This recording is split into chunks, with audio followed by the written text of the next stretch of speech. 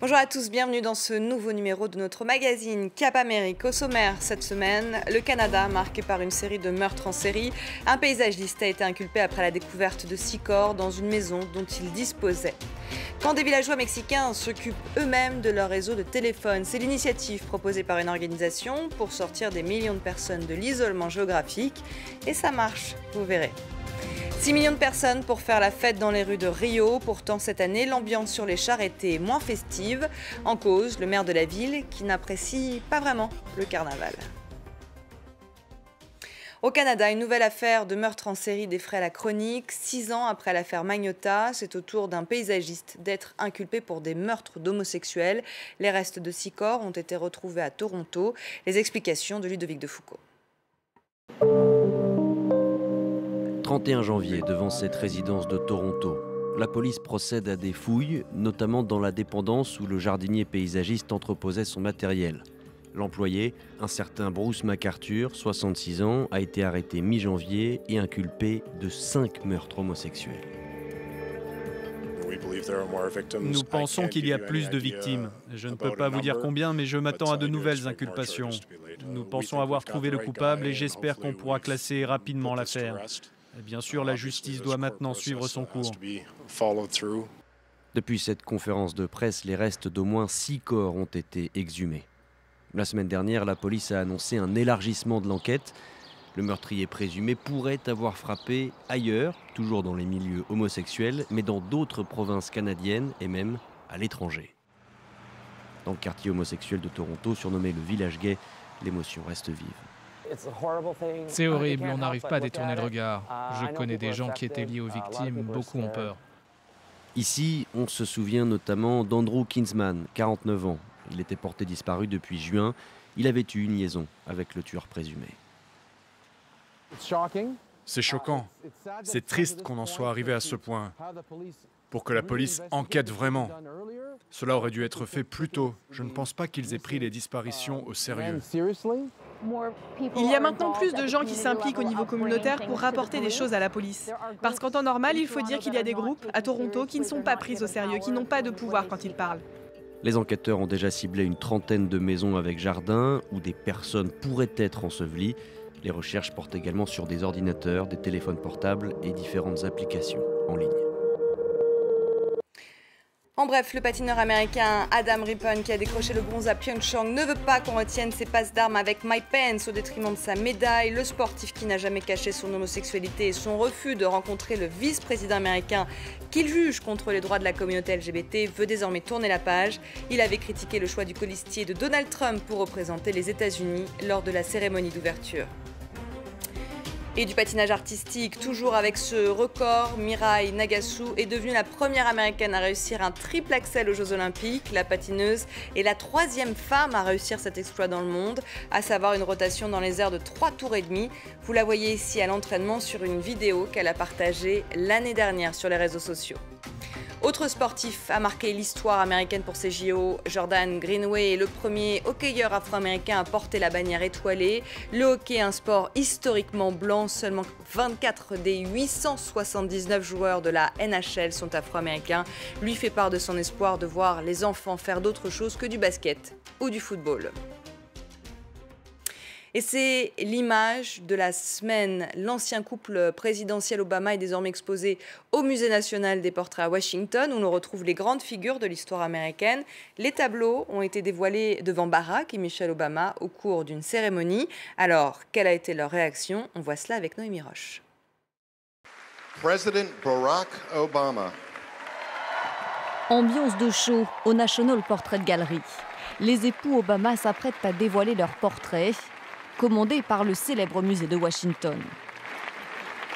Pour les réaliser, le couple a choisi 2 artistes afro-américains, un symbole important pour l'ancienne première dame.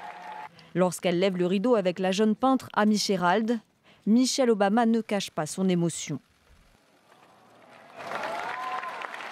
Je pense à tous les jeunes, surtout les filles et les filles de couleur, qui, dans les années à venir, viendront ici et elles lèveront les yeux et verront l'image de quelqu'un qui leur ressemble, suspendu au mur de cette grande institution américaine.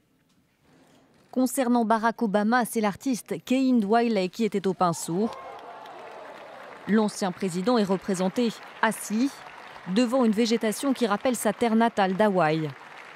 Une position humble voulue par Barack Obama, même s'il aurait préféré un portrait un peu moins réaliste.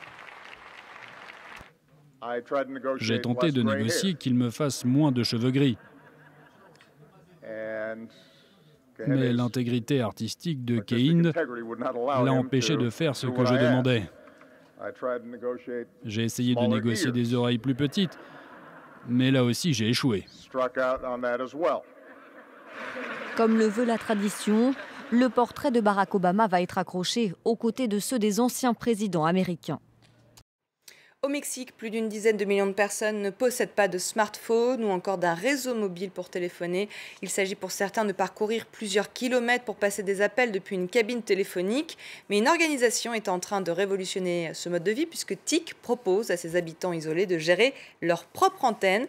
Et ça marche. Reportage de Laurence Cuvillier. C'est l'histoire d'une antenne qui a transformé un village. Santiago Nuyo n'est accessible que par des pistes. Autant dire que ces 3000 habitants n'intéressaient pas les grandes compagnies téléphoniques. Qu'à cela ne tienne, ils ont installé leur propre réseau. Un système autogéré pour les communications locales, puis des services de téléphonie loués à des prestataires vers l'extérieur. Voici le technicien en chef, Pedro Nicolas, qui est chargé de la maintenance de l'antenne à énergie solaire. Or, Pedro est agriculteur.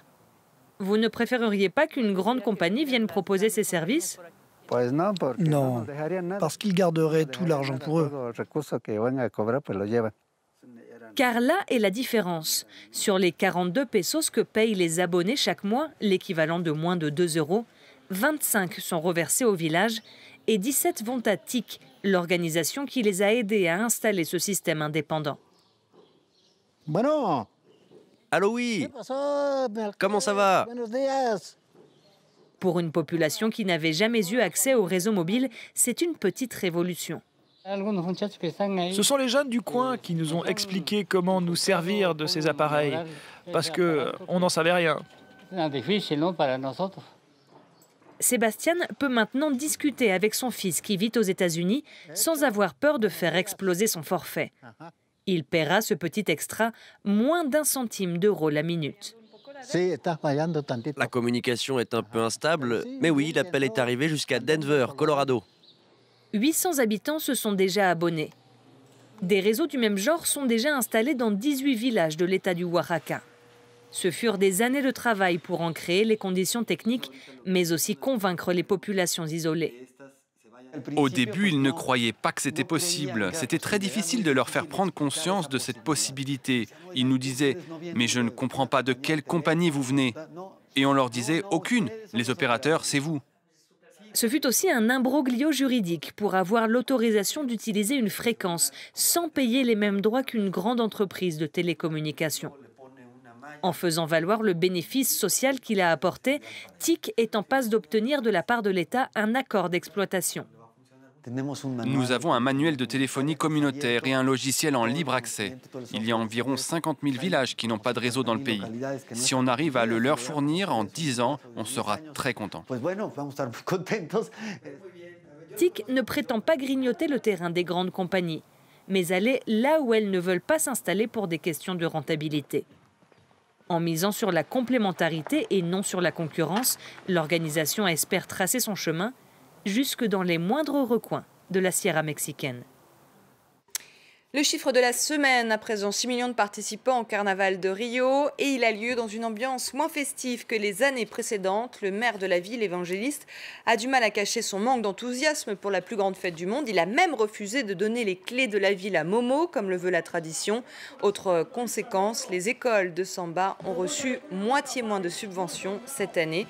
Elles ont donc décidé de se servir de leur char pour montrer leur contestation. Reportage de Fanny Lothaire. C'est la vitrine de Rio.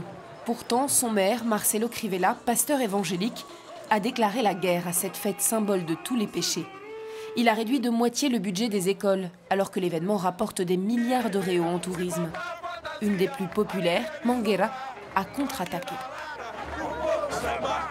On va l'accrocher pendu comme si c'était Judas, avec des gens qui le battent, avec un masque. Vous imaginez? Mon Dieu! Un affront diffusé en direct sur la chaîne Globo devant des millions de téléspectateurs. Dans les rues, la colère monte aussi. Okupa Carnaval est un bloco, un orchestre de rue politisé. Cette année, le maire est leur principale cible. Sa religion est conservatrice envers les femmes, envers leur corps. Elle a des règles strictes sur le sexe et le mariage, alors que le carnaval, c'est l'opposé de tout ça. Et pourtant, au petit matin, sur la plage de Copacabana, la Bola di Neve, un bloco évangélique, vient faire lui aussi son carnaval, sur des airs quelque peu différents.